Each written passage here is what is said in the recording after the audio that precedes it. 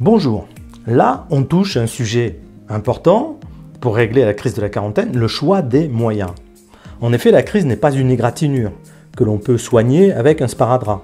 On ne soigne pas une jambe cassée avec du sparadrap. C'est bien plus sérieux et cela nécessite de mettre en œuvre des moyens adaptés. Et encore, la comparaison avec une jambe cassée est bien en dessous de la réalité. La crise, c'est à la fois l'expression d'une souffrance et la disparition du temps.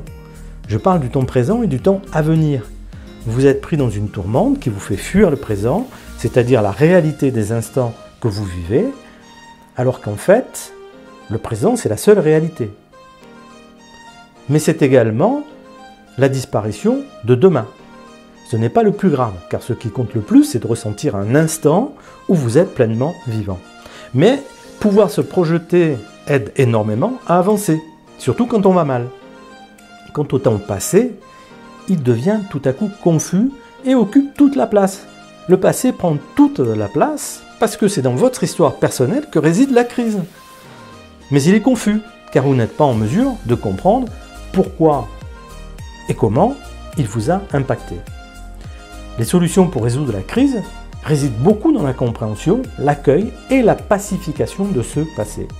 Le passé, votre histoire unique est votre socle pour sortir de la crise de milieu de vie. Mais sortir de la crise n'est pas suffisant. Il faut en faire un tremplin pour définir une vie qui vous rende heureux, en phase avec la personne que vous êtes vraiment.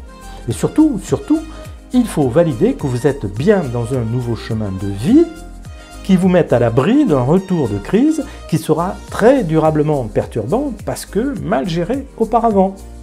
Et donc, face à l'ampleur du challenge, c'est-à-dire arrêter de souffrir durablement et réinterpréter votre vie vers une version apaisante et motivante, il ne faut pas se perdre en chemin. C'est en ce sens que je vous dis qu'il faut vous préserver de croire en des techniques sparadrap. Ce sont toutes les propositions qui ne vont pas changer le fond de votre mal-être, mais colmater pour un temps les blessures.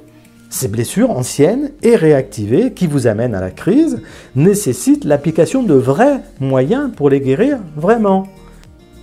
Des changements en profondeur sont nécessaires et donc les solutions ne sont pas que de simples outils provisoires. Bien entendu que cela peut aider quand vous avez traité l'essentiel. Mais en faire des solutions pour sortir de la crise est une erreur qui vous amènera à rechuter très vite. Alors, avant de céder aux sirènes de la dernière technique à la mode pour modifier un de vos comportements, réalisez l'investissement indispensable sur vous-même. À savoir mettre en œuvre les principes de sortie de crise afin de vivre la vie qui vous ressemble. Et ça, c'est ce que nous faisons ensemble. C'était Didier, votre partenaire vers le meilleur de vous-même.